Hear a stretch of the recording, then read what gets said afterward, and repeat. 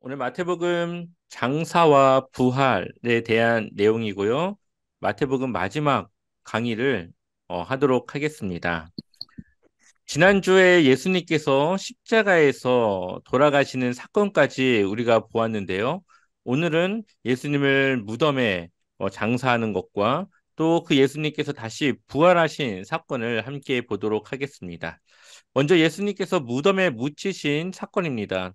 한번 57절과 58절 말씀 같이 읽어볼까요? 함께 읽어보겠습니다. 저물었을 때에 저물었을 때에 아리마대 부자 아리마대 요셉이라 부자 하는 사람이 요셉이라 왔으니 하는 사람이 그도 왔으니 또 예수의 예수의 제자라. 제자라. 빌라도에게 빌라도에게 가서 가서 예수의 예수의 시체를 시체를 달라 달라 하니 하니 이에 하니 이에 빌라도가 빌라도가 내주라 내주라 명령하거늘. 명령하거늘. 아멘. 아멘. 이때 당시 로마법에 의하면 십자가에 달렸던 그 사람의 시체는 장사하지 않습니다. 그냥 땅 위에 올려놓고 그냥 그대로 부패하게 놔두는 것이 로마의 풍습이었습니다. 그러나 유대인의 풍습은, 유대인의 율법은 매달려 죽은 그 사람에 대해서 장사를 지내줘야 되는 것이 유대인의 방법이었습니다. 그러한 유대인의 관습에 따라서 예수님의 시체 또한 해가 저물기 전에, 해가 지기 전에 얼른 내려서 빨리 무덤에 장사를 지내야 되었던 것이죠. 그래서 예수님의 제자였던 누구요? 아리마대의 부자였던 요셉이 바로 예수님을 장사하게 됩니다. 어, 그러나 이 예수님의 시체를 가져가는 것은 쉬운 일은 아니었습니다. 그러나 이 아리마대 요셉은 이스라엘 공회의 회원이었고 그만큼 영향력이 있었던 또 예수님의 제자이었기 때문에 빌라도가 그에게 시체를 가져가는 것에 대해서 허락을 했다라는 것이죠. 자, 이 아리마대 부자 요셉에 대한 다른 성경의 이야기들도 함께 우리가 좀 보도록 하겠습니다. 한번 요한복음 19장 38절 읽어볼까요? 함께 읽어보겠습니다. 아리마대 아리마대 사람 사람 요셉은 요셉은 예수의 예수의 제자이나 제자이나 유대인이 두려워 유대인이 두려워 그것을 그것을 숨기더니 숨기더니 이 일 후에 이일 후에 빌라도에게 예수의 빌라도에게 시체를 예수의 시체를 가져가기를 가져가기를 구하매 구하매 빌라도가 빌라도가 허락하는지라. 허락하는지라. 이에 이에 가서 가서 예수의 예수의 시체를 시체를 가져가니라. 가져가니라. 아멘. 아멘. 자, 이게 아리마대 사람 요셉이 예수님의 제자였지만 다른 유대인들에게서 그것을 드러내고 자신이 예수님의 제자라고 하는 것을 드러내는 것을 두려워했었습니다. 하지만 예수님의 시체를 가져가고 그를 장사하는 것을 통해서 그것을 드러내게 된 것이죠. 또한 누가복음의 말씀도 함께 우리 두 절의 말씀 읽어보겠습니다. 공회 의원으로 의원으로 선하고 선하고 의로운 의로운 요셉이라 하는 사람이 요셉이라 하는 있으니 사람이 그들의 있으니 결의와 행사에 행사에 참선하지 찬성하지 아니한 아니한 자라. 자라. 그는 유대인의 그는 유대인의 동네의 동네 아리마대 아리마대 사람이요 사람이요 하나님의 하나님의 나라를 나라를 기다리는 기다리는 자라. 자라. 아멘. 아멘. 여기서는 이 아리마대 사람이며 의로운 요셉, 선하고 의로운 요셉이라고 말하고 있고요. 공회 의원, 71명의 이스라엘 공회의 그 의원 중에 한 명이었습니다. 또한 예수님을 어, 잡기로 모의하는 그러한 회의에 대해서 찬성하지 않은, 예수님을 그런 방법으로 잡는 것에 대해서 찬성하지 않은 예수님의 제자 바로 요셉을 이야기하고 있습니다. 마가복음도 한번 보겠습니다. 함께 보겠습니다. 아리마대 아리마대 사람 사람 요셉이 요셉이 와서 와서 강돌이 빌라도에게 강돌이 들어가 빌라도에게 예수의 들어가 시체를 달라 예수의 시체를 하니 달라 이 하니 사람은 이 존경받는 사람은 공회원이요 존경받는 하나님의 공회원이요 나라를 하나님의 기다리는 나라를 자라. 기다리는 자라. 아멘. 아멘. 네, 여기서도 아리마대 사람 요셉이 나오고 있죠. 그리고 담대히 당연히 빌라도에게 가서 예수의 시체를 달라고 했고 그는 존경받는 공회원이었으며 하나님의 나라를 기다리는 자라. 그러니까 하나님의 제자로서 주님의 제자로서 구원에 대한 확신과 또 다시 오실 그 하나님의 이 땅 가운데 임할 하나님의 나라를 기다리는 그 믿음의 사람이었다라는 것을 우리에게 말씀해 주고 있습니다. 그래서 예수님을 장사했던 아리마대 사람 요셉에 대한 내용은 네 개의 복음서에서 모두 다 이야기하고 있습니다. 자, 그가 이제 깨끗한 세마포로 이제 싸죠. 우리가 수의를 입히는 것처럼 이 유대인들은 세마포로 예수님의 그 시체를 쌌습니다. 그리고 60절을 보니까 바위 속에 판 자기 새 무덤에 넣어두고 큰 돌을 굴려 무덤문에 놓고 갔다라고 돼 있죠. 이 예루살렘 근교에 이 자기의 무덤을 가지고 있었다라는 것 자체가 그 사람은 부자라는 것을 보여주는 것입니다. 그래서 마태복음에서는 그를 부자라고 표현을 하고 있고요. 바위를 파서 바위의 속을 파서 거기에 이제 시체를 묻는 그 무덤에 원래는 자기의 새 무덤이지만 그곳에 예수님을 이제 묻어 놓게 됩니다. 61절이 중요한데요. 한번 같이 읽어보겠습니다. 거기 거기 막달라 막달라 마리아와 마리아와 다른 다른 마리아가 무덤을 마리아가 향하여 무덤을 향하여 앉았더라. 앉았더라. 아멘. 여기서는 막달라 마리아와 다른 마리아를 언급하고 있고요. 이 두 여인이 바로 예수님의 죽음을 보았고 죽은 시체를 장사하는 것을 보았습니다. 그러니까 예수님이 죽은 것에 대한 증인이고 또한 죽은 예수를 장사하는 것에 대한 확실한 증인임을 이야기를 하고 있죠. 이 마태가 예수님의 죽음과 부활에 대해서 이야기하는 핵심적인 근거 두 가지는요. 여인들의 증언 그리고 증인과 또 경비병들에 대한 그러한 사건에 대해서 이야기를 하는 것입니다. 그래서 첫 번째로 이 여인들의 증인에 대해서는 이따가 또 이어서 이야기를 하겠습니다. 자, 두 번째로는 경비병들이 무덤을 지키도록 하였는데요. 굉장히 이례적인 일이었습니다. 62절 같이 읽어볼까요? 그 그 이튿날은 이튿날은 준비일 준비일 다음 다음 날이라 날이라 대제사장들과 대제사장들과 바리새인들이 바리새인들이 함께 함께 빌라도에게 빌라도에게 모여 모여 이르되 이르되 아멘. 자, 이튿날, 그 다음 날을 말하는 거죠. 준비일, 준비일은 이 예수님께서 돌아가신 이 유월절, 그 날을 말하는 것이고요. 유월절 다음 날이 바로 안식일이었습니다. 그런데 지금 마태가 안식일이라는 말을 한 번에 딱 쓰면 그냥 끝날 말을 준비일 다음 날이라고 돼 있죠. 그러니까 안식일보다는 예수님께서 죽으신 그 날을 더 앞서서 더 중요하게 이야기하는 것입니다. 예수님이 죽으시고 다시 살아나셨기 때문에 안식일은 이제 그다지 중요한 날이 아니라는 것을 지금 우리에게 전해주고 있는 것이죠. 그래서 예수님이 죽으신 그 다음 날, 안식일 날 대제사장들과 바리새인들이 빌라도에게 갑니다. 왜 갔을까요? 자, 63절 같이 읽어보겠습니다. 주여, 주여 저 속이던 속이던 자가 자가 살아있을 때 살아있을 말하되 때마다 내가 내가 사흘 사흘 후에 후에 다시 다시 살아나리란 살아나리라는 것을 것을 우리가 우리가 기억하노니 기억하노니 아멘. 그러므로 아멘. 네. 마태복음 12장을 보면은 예수님께서 이 표적을 요구하는 이 종교 지도자들에게 내가 너희에게 보여줄 것은 요나의 표적밖에 없다라고 이야기를 했을 때 예수님께서 내가 사흘 후에 다시 살아나리라라는 이야기를 합니다. 이 마태복음에서는 그 한 번밖에는 이 유대인 지도자들에게 그러한 이야기를 한 적이 없어요. 그런데 그들이 그것을 기억했는지 아니면 예수님의 제자였던 가룟 유다에게 이야기를 들었는지는 모르겠지만 이들이 혹여나 예수님께서 말씀하신 대로 사흘 후에 다시 살아날지도 모르겠다라는 생각을 하게 됩니다. 그래서 어떻게 하냐? 64절 같이 읽어보겠습니다. 그러므로 그러므로 명령하여 그 명령하여 무덤을 무덤을 사흘까지 사흘까지 굳게 굳게 지키게 지키게 하소서. 하소서 그의 그의 제자들이 제자들이 와서 와서 시체를 시체를 도둑질하여 가고 도둑질하여 백성에게 백성에게 말하되 말하되 그가 죽은 자 그가 죽은 가운데서 자에서 살아났다 살아났다 하면 하면 후의 후에 속임이 속임이 전보다 더 전보다 더 클까 클까 하나이다 하나이다 하니 하니 아멘. 아멘. 예수님께서 혹여나 살아날 수도 있으니까 부활할 수도 있으니까 아니면 그것을 가장하기 위해서 제자들이 그 시체를 가져갈 수도 있으니까 어떻게 하라고요? 그 병사들이 이 로마의 그 병사들이 그 무덤을 사흘 동안 3일 동안 지켜달라고 요구를 합니다. 그러면서 그가 죽은 자 가운데서 살아났다 하면 후의 속임이 전보다 클까 하나이다. 그 전에 이들이 속였다라고 하는 것은 예수님께서 자신이 메시아라고 했던 그 말이 그 전에 속였다라고 하는 것이고요.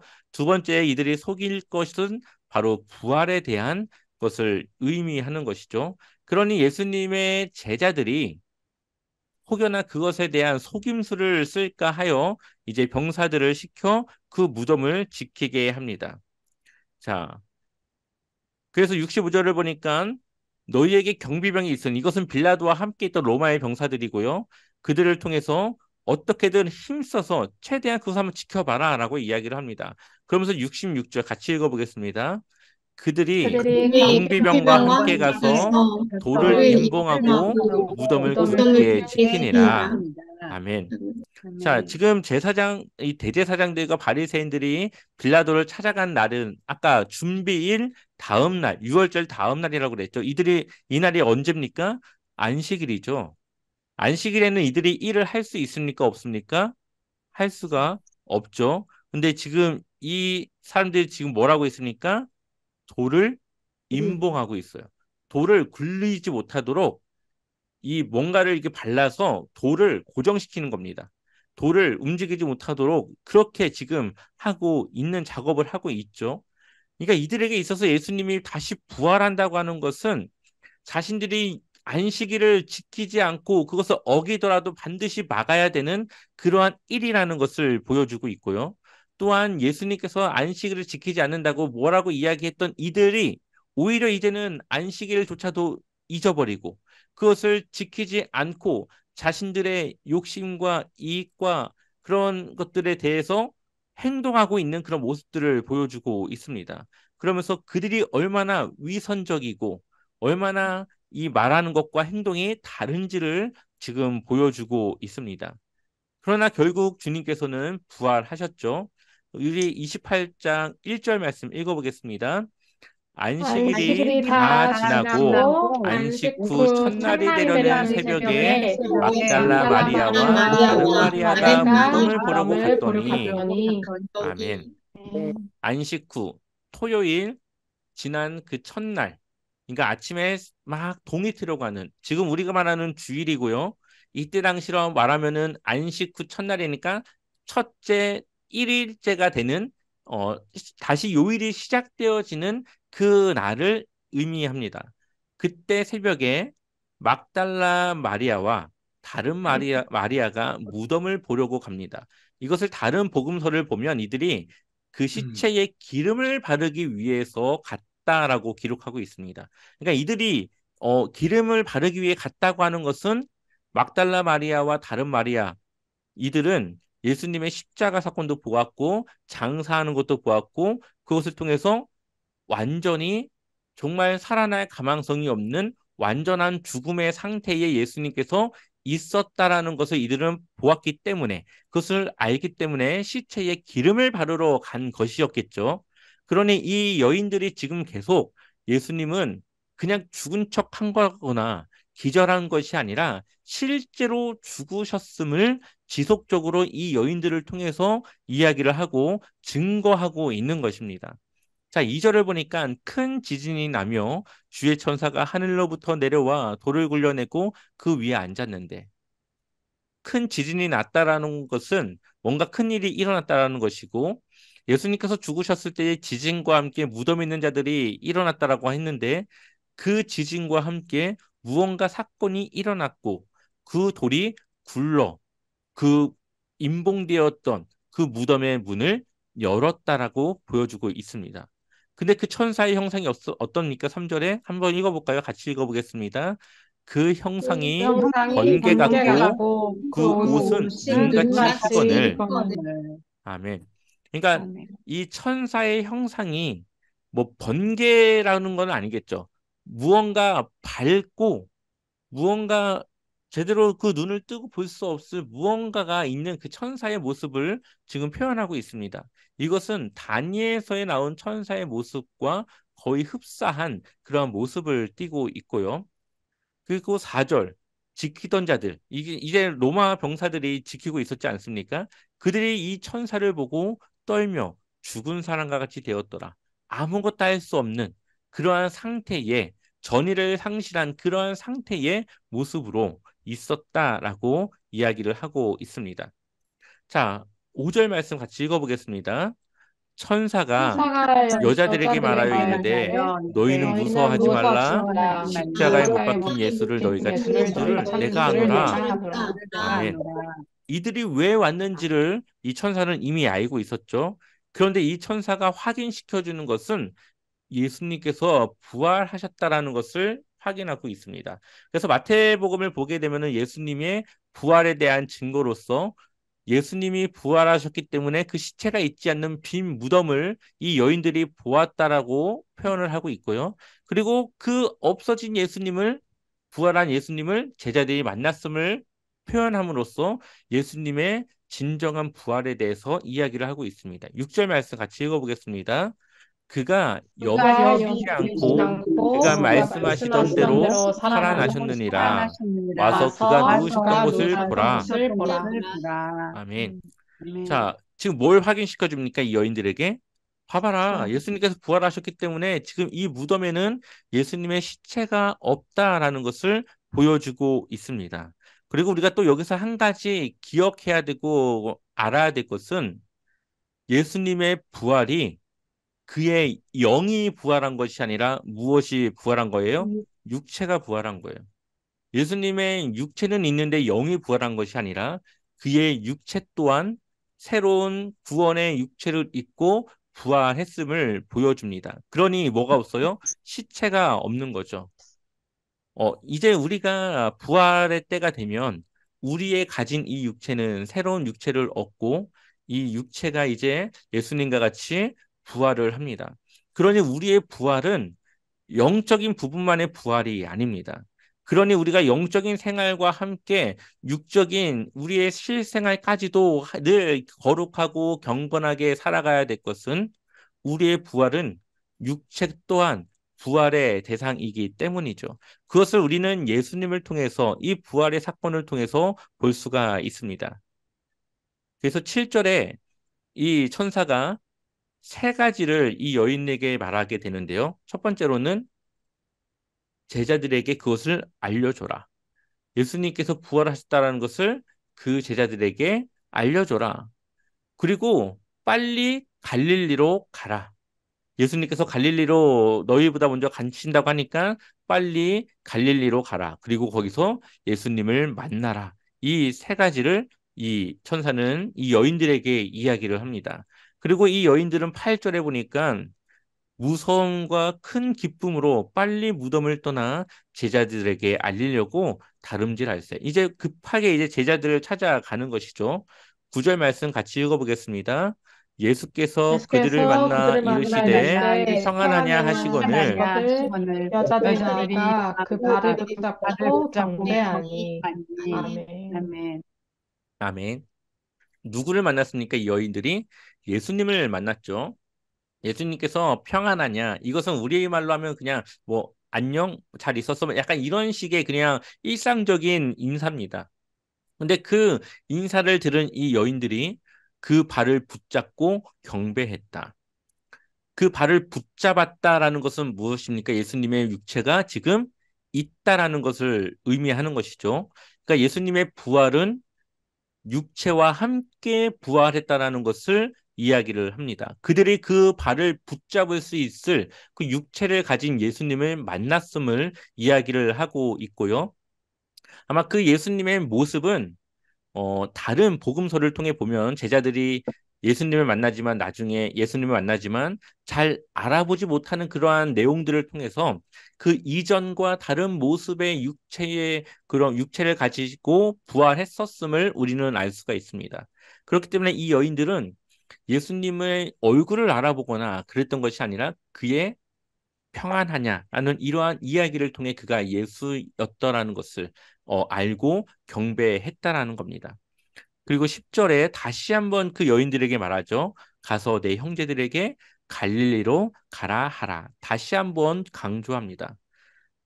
원래는 하나님의 임재의 장소는 어디입니까? 이 이스라엘에게 있어서 가장 중심이 되는 곳은 예루살렘이죠. 예루살렘은 예루살렘 성전이 있고 하나님의 임재의 상징적인 장소입니다. 근데 예수님은 제자들을 어디서 만납니까? 갈릴리에서 만납니다. 이 갈릴리라고 하는 지역은 유대인들도 살지만 이방인 지역과 가깝고 또 이방인들 또한 같이 살고 있는 그러한 지역이었습니다. 그러니 예수님께서 갈릴리에서 제자들을 만나고 그들과 함께하는 것은 이제 곧 이방인들에 대한 복음의 사역과 그러한 일들이 이루어지게 될 것을 의미하고 있죠. 자, 이제 예루살렘의 사건을 다시 보도록 하겠습니다. 자, 11절을 보니까 여자들이 갈 때 이제 아까 그 쓰러졌던 천사를 보고 쓰러졌던 그 경비병 중 몇이 어디로 갑니까? 성에 들어가 있었던 모든 일들을 대제사장들에게 알립니다. 무덤은 비어 있었고 천사가 나타나서 예수님이 부활했다고 이야기하였고 그거에 대한 소식을 여자들이 전하러 갔습니다. 뭐 이런 이야기들을 전했겠죠. 그러니까 12절에 그들이 장로들과 함께 모여서 의논합니다. 이 사건을 어떻게 해야 될지. 정말 그가 부활했다면 그가 메시아일 텐데 이것을 어떻게 해야 될지. 이들은 그러한 메시아를 알아보고서도 회개하거나 돌아서지 않고 어떻게 하면 이것을 감출까? 어떻게 하면 그것을 거짓으로 속일 수 있을까를 의논하고 있습니다. 얼마나 이들이 영적으로 무지하고 답답한 상태인지를 지금 보여주고 있죠. 그리고 결론적으로 군인들에게 돈을 많이 주며 이렇게 말합니다. 13절 같이 13절 같이 읽어볼까요? 이르되 이르되 너희는 너희는 말하기를 말하기를 말하기를 그의 그의 그의 제자들이 제자들이 밤에 밤에 와서 와서 와서 우리가 그의 잘 때에 갈때 그를 그를 도둑질하여 도둑질하여 갔다. 갔다 도둑질하여 갔다 하라. 하라. 아멘. 어떻게 말하라고요? 제자들이 와서 우리가 자고 있다가 그를 훔쳐갔다라고 말하라고 지금 그렇게 말하고 있습니다. 처음에 대제사장들이 뭘 의심했습니까? 혹여나 이 제자들이 예수님의 십체를 훔쳐갈까, 자신들을 속일까, 그것을 걱정하고 있었는데, 오히려 이제는 어떻게 됐습니까? 그들이 예수님의 부활을 숨기기 위해서 제자들이 그 시체를 훔쳐갔다라고 해서 사람들을 속이는 모습으로 바뀌어지게 되는 것을 보게 됩니다. 만약에 이 이야기를 이 군인들이 빌라도에게 가서 이야기하면 어떻게 될까요? 이 사람들은 태만, 이제 자신들이 해야 될 일을 제대로 하지 않은 그러한 모습이 되겠죠. 자다가 그 시체를 빼앗겼는데 그 잘못이 얼마나 큽니까? 그러니까 그것을 그들이 할 수 있도록 돈을 많이 줘서 그들이 그것을 이야기하게끔. 그리고 지금 결과적으로 시체는 이미 없어졌고 이 음. 군인들은 자신들이 어차피 책임져야 될 일이니까 이 대제사장들이 빌라도에게 어떻게 할지 모르겠지만 그들을 믿고 자신들이 그렇게 하기로 결정을 합니다. 그래서 14절을 보니까 만일 이 말이 총독에게 들리면 우리가 권하여 너희로 근심하지 않게 하리라 하니 대제사장들이 이야기하는 거예요. 만약 총독이 그것을 알게 되어서 우리가 총독이 그것을 알게 되면 우리가 그 총독에게 말해서 너희 아무 걱정하지 않도록 잘 이야기해 줄게. 그냥 걱정하지 마. 이렇게 지금 그들을 타이르고 이야기하는 것이겠죠. 그리고 15절 같이 읽어보겠습니다. 군인들이 이들이 돈을 돈을 받고 받고 가르치는 대로 가르친 대로 하였으니 하였으니 이 하였으니 말이 이 말이 오늘날까지 오늘날까지 유대인 오늘날까지 가운데 가운데 두루 두루 두루 퍼지니라. 아멘. 퍼지니라. 자, 아멘. 이 성경이 쓰여졌을 때는 예수님께서 승천하시고 제자들이 복음을 한참 전하는 그런 사역의 시기였겠죠. 마태가 이것을 쓰면서 이러한 군인에 대한 이야기를 쓴 이유는 아마 그 공동체 안에 예수님의 부활에 대해서 누군가는 예수님의 부활이 제자들이 그 군인들이 잘 때에 훔쳐갔다라고 그 소문을 듣고 믿는 자들이 있었던 걸로 보입니다. 그래서 마태는 이러한 이야기들을 함께 다루면서 그 이야기는 사실이 아니라 예수님의 부활을 숨기기 위한 바로 대제사장들과 바리새인들의 속임수였다라는 것을 보여주기 위해서 그것을 가르치고 알게 하기 위해서 이 군인들의 사건, 병사들의 사건들을 예수님의 제자들과의 만남 이전에 이러한 내용들을 지금 쓰고 있는 것입니다. 그래서 이러한 소문이 진짜가 아니라 이것은 가짜고 진짜는 예수님께서 부활하셔서 지금은 하나님 나라에 계시다라는 것을 이야기를 하고 있는 거겠죠. 자, 마지막으로 부활하신 예수님의 왕권과 명령인데요. 자, 16절을 보니까 제자가 이제 몇 명이에요? 11제자가. 가룟 유다는 스스로 목숨을 끊었고 이제 11명의 제자가 갈릴리 예수님께서 지시하신 산에 이제 함께 만났습니다. 근데 17절을 보니까 예수를 배웠고 경배하나 아직도 어떤 사람들이 있다고요? 의심하는 사람들. 여기서 의심하는 것은 예수님의 부활에 대해서 이것을 아예 못 믿는 것이 아니라 약간 이들의 믿음이 적어서 아, 정말 부활한 게 맞나? 부활하신다고 했는데 부활하신 거겠지? 약간 이렇게 이제 생각하는 그런 사람들이죠. 그러한 이유 중에 하나가 무엇이겠습니까? 예수님의 부활의 육체가 그 이전과 달랐기 때문이었습니다. 그 이전의 모습과 다른 모습의 육체를 가진 예수님의 부활로 인해서 이 제자들은 여전히 의심하는 사람들이 있었다라고 이야기를 하고 있죠. 자, 예수님께서 18절, 예수님께서 나와 말씀하실 때 하늘과 땅의 모든 권세를 누구에게 주셨다고요? 네. 예수님께. 하늘, 우주적인 권위, 그 땅, 이 세상에 대한 모든 권위, 그 하늘과 땅의 모든 왕 되신 분이 바로 예수님 자신이라고 이야기를 합니다. 이것은 제가 그 이전에도 다니엘서를 통해서 몇 번이나 이야기했지만 다시 한번 읽어보겠습니다. 함께 읽겠습니다.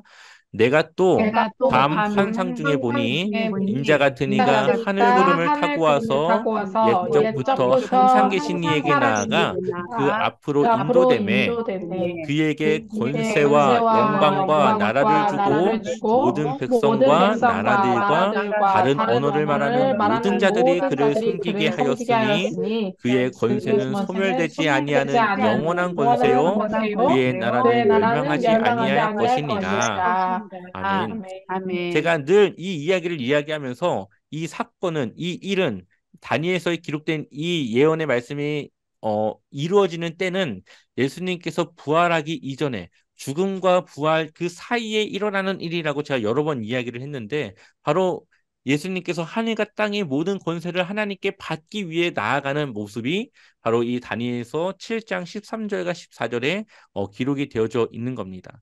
그래서 예수님께서 하늘 구름을 타고 하나님 아버지께 나아가서 권세와 영광과 나라와 모든 권세를 소멸하지 않는 모든 권세를 받아서 다시 제자들 앞으로 부활하신 육체를 입고 오신 그 사건이 바로 이 다니엘서 7장이라는 거 기억하시고요. 19절, 20절 같이 읽어보겠습니다. 그러므로 그러므로 너희는 너희는 가서 가서 모든 모든 민족을 민족을 제자로 제자로 삼아 삼아 아버지와 아버지와 아들과 아들과 성령의 성령의 이름으로 이름으로 세례를 세례를 베풀고 베풀고 내가 내가 너희에게 너희에게 분부한 모든 분부한 모든 것을 것을 가르쳐 지키게 가르쳐 지키게 하라. 하라. 볼지어다 볼지어다 내가 내가 세상 세상 끝날까지 끝날까지 너희와 항상 너희와 항상 함께 함께 있으리라 있으리라 하시니라. 하시니라. 아멘. 아멘. 자, 예수님께서 이제 제자들에게 명령을 내리시는데요. 이것을 지상 대명령이라고 이름 붙이기도 합니다. 모든 그리스도인들이 해야 될 예수님의 명령이라는 것이죠. 자, 모든 민족을 무엇으로 삼아요? 제자로 삼습니다. 제자로 삼기 위해 해야 될 두 가지가 있는데요. 첫 번째는 아버지와 아들과 성령의 이름으로 무엇을 베풀어요? 세례를 베풀어요. 이 세례라고 하는 것은 하나님과의 온전한 관계, 이제 하나님만을 온전히 섬기겠습니다라고 하는 그러한 언약식과 같은 겁니다. 우리가 결혼을 하면 한 사람, 배우자 한 사람만을 위해서 함께 살아가듯이 이 세례를 받는 것은 오직 하나님 한 분만을 내가 믿음으로 믿으며 살아갈 것을 결단하고 약속하는 그러한 의미인데, 자, 이제 그러한 삶으로 돌이킨 그 제자를 삼으라고 말씀하고 있고요. 20절을 보니까 그 제자가 살아가야 될 삶은 분부한 모든 것을 가르치고 지키게 하는 것입니다. 우리가 하나님의 말씀을 배우지만 그것을 지키게 하는 것. 그래서 담임 목사는 성도가 하나님의 말씀을 듣고 따라 살아갈 수 있도록 지도하고 양육해야 되는 것이고요. 교회 안에 어른과 어, 또 신앙이 연륜이 있는 사람들은 그 연약한 믿음을 가진 자들과 그 어린 아이들을 또한 가르치고 그들이 그것을 지키며 살아갈 수 있도록 해야 되는 것이죠. 이것이 담임 목사가 해야 되는 일이고 또 직분을 가진 그러한 신앙의 연륜을 가진 그러한 성도분들이 해야 될 사역인 것입니다. 그래서 우리는 제자로서 우리가 하나님의 말씀을 배우고 지키며 살아가야 되는 것을 말씀하고 있죠. 하지만 그것이 우리의 힘으로 하는 것이 아니고요. 하늘과 땅의 모든 권세를 가지신 그 예수님께서 내가 세상 끝날까지 너희와 항상 함께 있으리라 하시니라. 아멘. 아멘. 그 권세를 가지고 우리가 하는 겁니다. 내가 학교를 별로 다니지 못했다고 가르치지 못하는 것이 아니라 우리는 예수님께서 가지신 그 권세를 가지고 그 말씀의 권세를 가지고 가르치는 겁니다. 아, 나는 별로 잘 알지 못하는데 우리는 그 나의 능력으로 하는 것이 아니라 하나님께서 내게 주신 그러한 권세로 하나님께서 내게 주신 직분의 그러한 명령을 따라 우리는 가르치는 겁니다. 그러니 나의 부족함을 내가 드러내지 않고 늘 하나님의 그 권세와 능력을 나타내서 그 말씀에 순종하는 것이죠. 그래서 임마누엘의 예수님, 임마누엘의 하나님은 우리가 세상 끝날까지 우리와 항상 함께 있겠다라고 약속하고 있습니다. 우리가 아멘. 늘 혼자인 것 같지만 예수님은 우리와 함께하고 계시고 지금도 우리 안에 아멘. 성령께서 우리와 함께 하심으로 우리의 마음의 모든 것을 알고 계시고 우리 생각의 모든 것을 알고 계십니다. 그러니 우리는 늘 혼자라 생각하지 말고 하나님이 나와 함께 있음을 기억하여서 늘 그 아멘. 능력과 힘을 가지고 살아가길 축원합니다.